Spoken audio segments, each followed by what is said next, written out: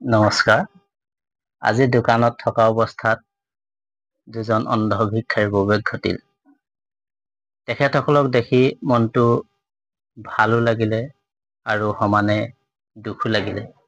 তেখেতসকলক মাত্ৰ 20 টকা দিয়ে মই বিদায় দিবলগীয়া হ'ল, যিহেতু মই নিজেও তেখেতসকলৰ দৰে এজন ব্যক্তি।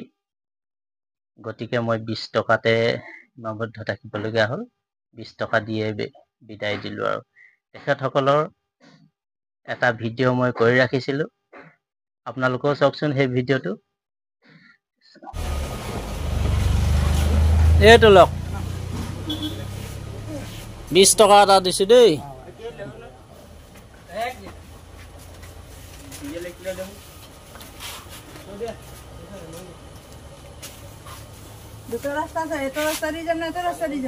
কলে যায় এতিয়া আপোনালোকেহে জানে কোনফালে। গোলাঘাট ফালে এইফালে যাব লাগিব।